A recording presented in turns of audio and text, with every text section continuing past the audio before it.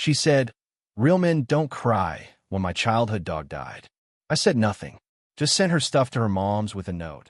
Real women have empathy.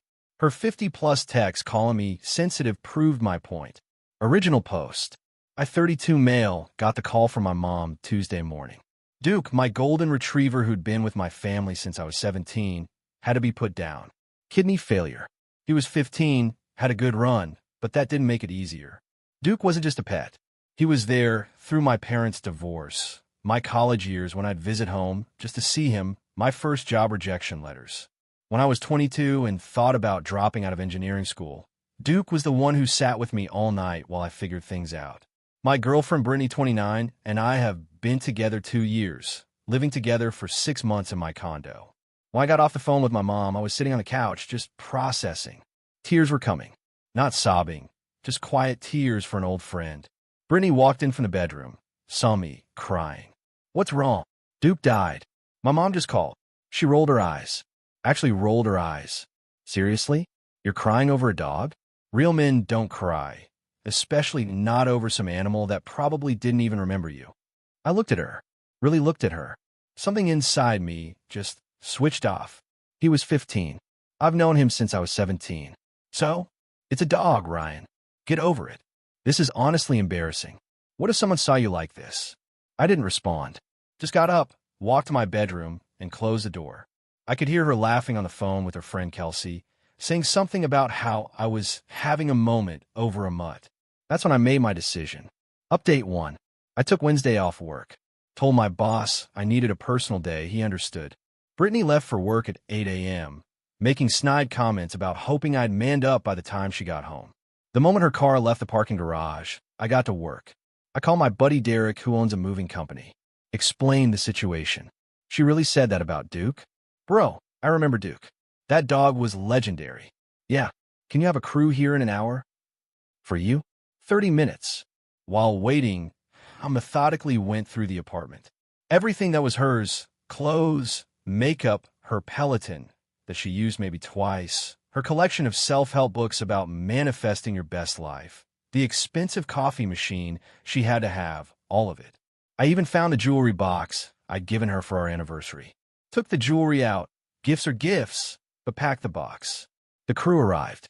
3 guys who were incredibly efficient. I had them load everything into their truck. "Where to?" Derek asked. "Her mother's house. I have the address." Now, here's the thing about Brittany's mom, Carol. She lives 40 minutes away and has been pushing Brittany to move back home because she's been struggling with empty nest syndrome since Brittany's brother moved across the country. I wrote a simple note on my personal stationery. "Carol, Brittany's belongings. She needs a place to stay. When someone loses a family member, yes, dogs are family. Real women show empathy. Your daughter showed me who she really is." Ryan, I had Derek's crew unload everything on Carol's front lawn. Nice suburban neighborhood. Very visible. Then I texted Carol, "Brittany's stuff is outside your house. She'll need to stay with you. We're done." Blocked Brittany's number immediately after. 20 minutes later, the building's front desk called. Brittany was in the lobby. Her key fob wasn't working. "Ms. Harrison is here to see you, Mr. Mitchell. She doesn't live here anymore. Please have security escort her out." "Understood, sir." The beauty of owning your condo. You make the rules.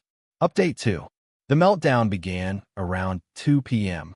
Since I'd blocked her number, Brittany started emailing. The subject lines alone were a journey. "What the hell? This is illegal. You can't just kick me out. Over a dog? I'm calling the police. You're insane. This is emotional abuse." I didn't read them.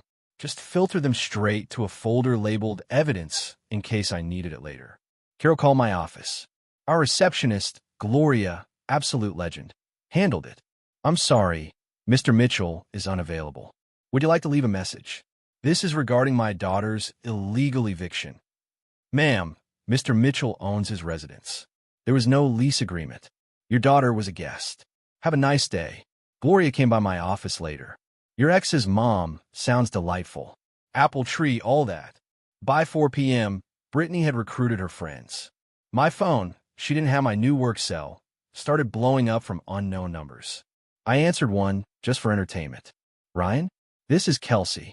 What you're doing to Brittany is seriously messed up. Kelsey, she mocked me for grieving my dog who just died. What's messed up is staying with someone who has zero empathy. It's just a dog, and she's just an ex-girlfriend. Goodbye. The best part? Brittany's Instagram story. She tried to spin it. When toxic masculinity can't handle being called out for weakness. Single and thriving.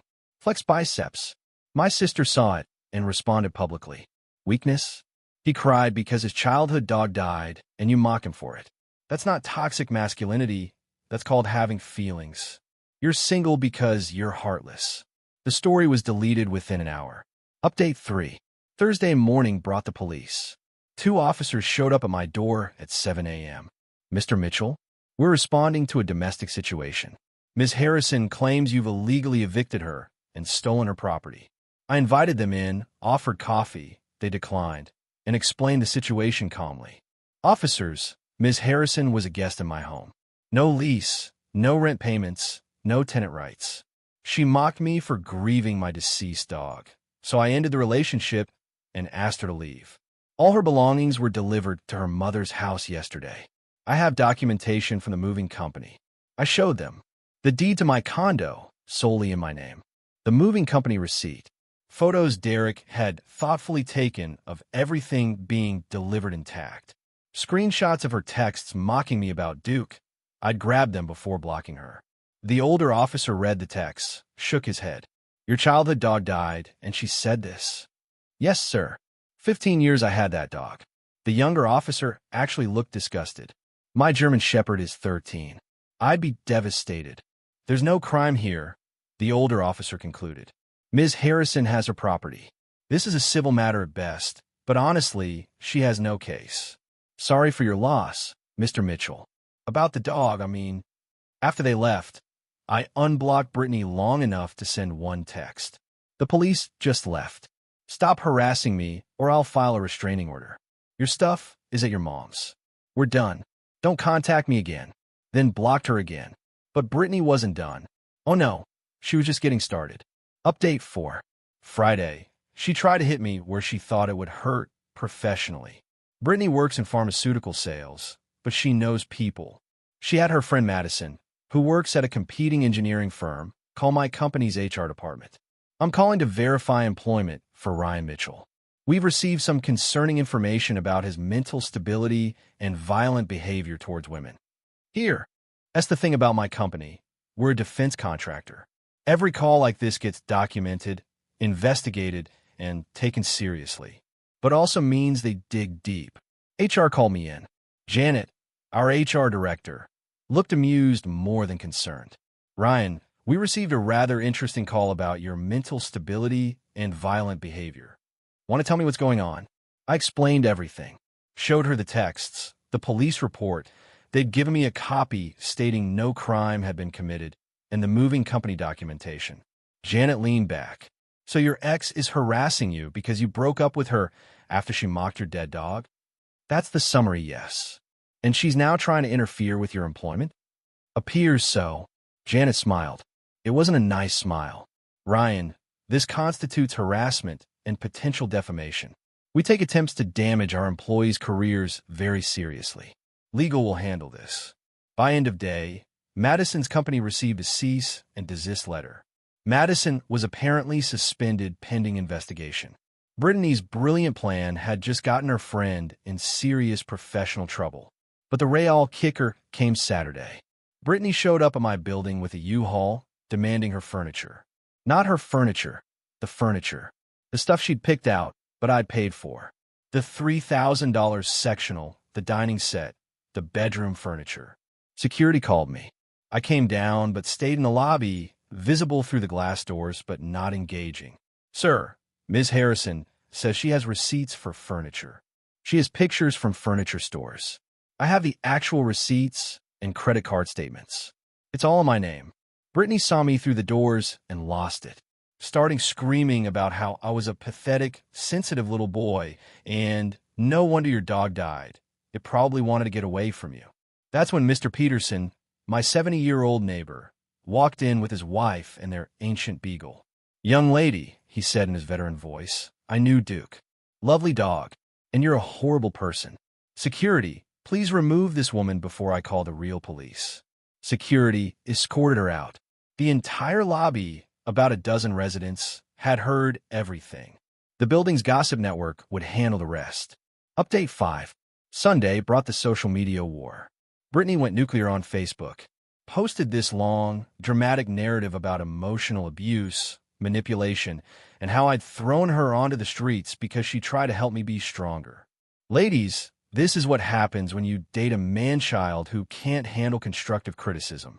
He cried over a dog, and when I tried to help him process his feelings in a healthier way, he made me homeless. Ryan Mitchell is dangerous. My phone started buzzing with notifications. But here's the thing about putting your business on social media. People have receipts. My college roommate, Travis, posted, "Constructive criticism? You told him real men don't cry when his dog died." I've known Ryan for 14 years.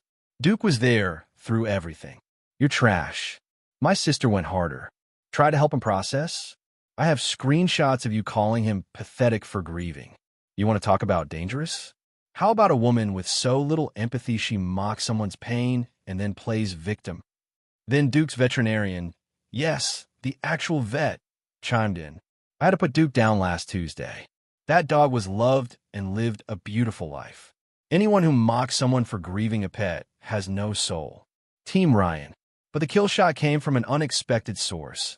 Brittany's own brother, Alex. Britt, you call me laughing about this. You said it was hilarious that he cried. You're not the victim here. You never are. This is why I moved across the country. The post was deleted within hours, but screenshots were everywhere. Carol called me directly. I almost didn't answer, but curiosity won. Ryan, I didn't know about the dog. Brittany said you just kicked her out randomly. Carol, she mocked me hours after Duke died. Hours. I have the texts. Can you send them to me? I did. The response was immediate. Oh my God. I'm so sorry. I raised her better than this.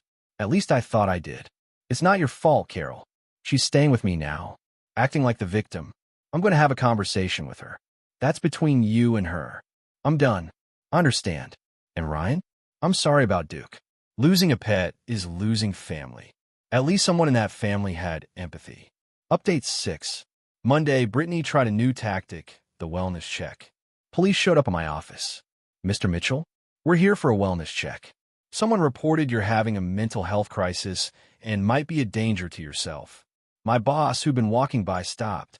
Officers, is there a problem? Wellness check, sir. I laughed. Actually laughed. Let me guess, my ex-girlfriend called this in. We can't disclose that, but officers, this is the second time in a week. My ex is harassing me because I broke up with her. I'm fine. Actually better than fine now that she's gone. My boss, legend that he is, added, Ryan's one of our most stable employees. His ex, however, sounds like she needs the wellness check. The officers looked tired. Sir, false wellness checks are a crime. We'll be noting this pattern.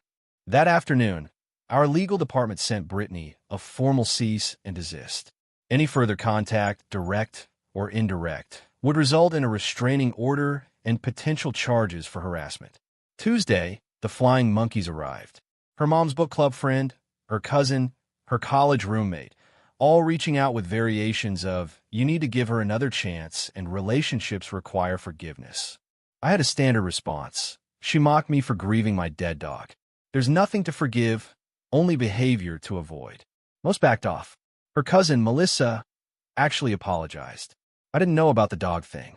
She left that part out. That's awful. My husband cried for weeks when our cat died. That's normal. Wednesday brought the final attempt. Brittany sent a letter, an actual, physical letter to my office. Gloria brought it to me with rubber gloves on, joking, but she did hold it like it might explode. I'm going to share it because it's a masterpiece of delusion. Ryan, I've reflected on our situation and realize you overreacted to a small misunderstanding. Yes, I said men shouldn't cry, but I was trying to help you be stronger. Society judges weak men, and I was protecting you. Duke was old and suffering. His death was a blessing. You should be happy he's at peace, not crying like a child. I'm willing to forgive you for the embarrassment you've caused me. My reputation is damaged, my living situation is compromised, and my mental health has suffered from your cruelty. If you apologize publicly, admit you overreacted, and provide me with 3 months of living expenses, I calculate $6,000. We can move forward as friends. This is a generous offer considering the trauma you've inflicted. Brittany, P.S. I know you kept my yoga mat. I want it back. I didn't keep her yoga mat. It went with everything else. I photocopied the letter, sent it to my lawyer, and had him respond. Ms. Harrison, my client rejects your offer. Any further contact will be considered harassment. Your yoga mat was delivered with your other belongings. Do not contact my client again. That's when she made her biggest mistake. Update 7. Thursday, Brittany decided to go after my family. She found my mom's Facebook and sent her a message. Mrs. Mitchell, your son is having a mental breakdown. He's destroyed my life over a dog. Duke wouldn't want this. You need to talk sense into Ryan before he hurts someone else. My mom, the woman who'd held Duke as he was put to sleep. The woman who'd raised that dog from a puppy. Mom didn't respond to Brittany. She did, however, post this on Facebook.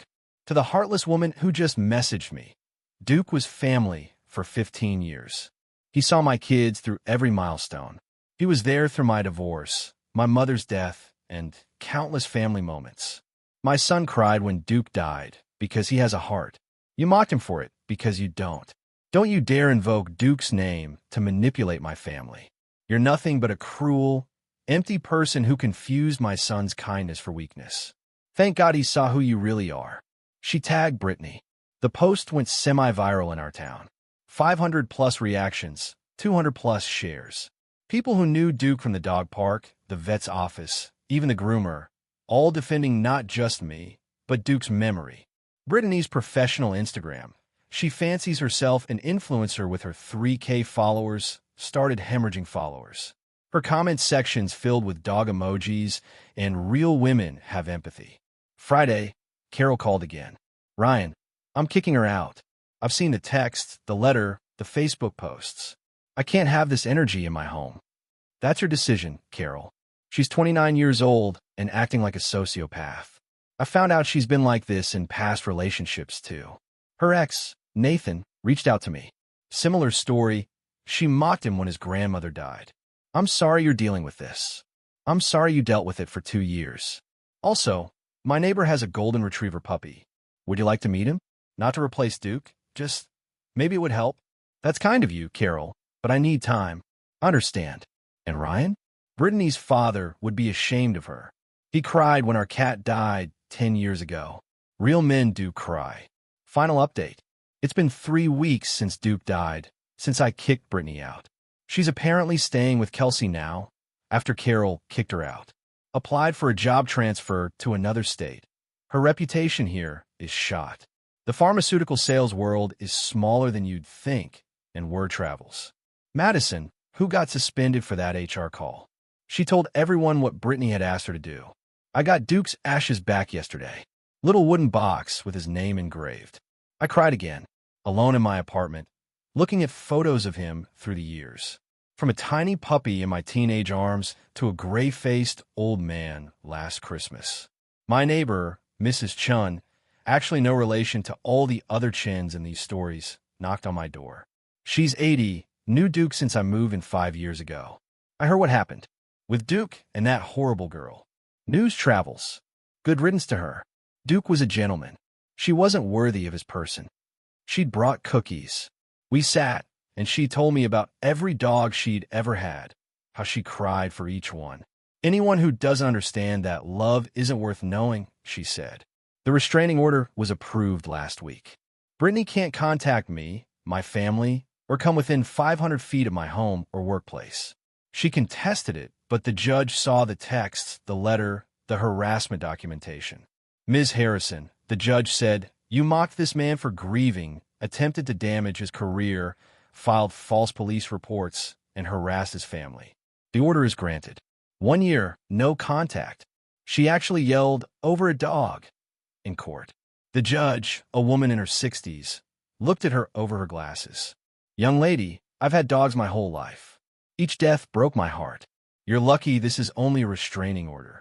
Last I heard, Brittany was telling people I'm dangerous and unstable.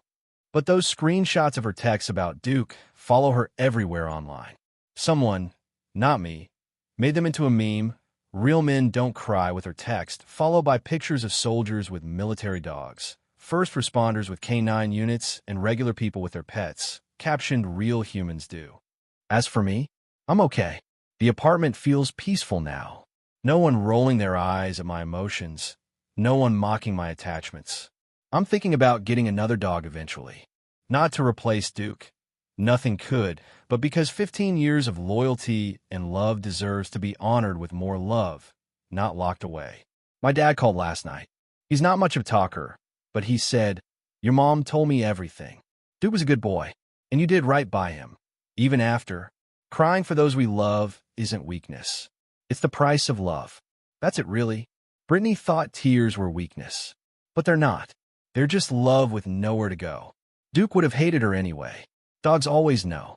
Rest easy, buddy. You were the best boy. Edit. For those asking, yes, everything was legal. She wasn't a tenant, just a guest. And before anyone says I should have just talked to her, you can't have rational conversations with people who fundamentally lack empathy. Sometimes the only response to cruelty is distance. Edit 2. The yoga mat was in the boxes. Carol confirmed it. Brittany just wanted one more reason to contact me. Edit 3. To everyone sharing their pet loss stories in the comments, thank you. Every single one is valid. Grief is love with nowhere to go, whether it's for a human or a faithful animal companion. Anyone who doesn't understand that isn't worth your time.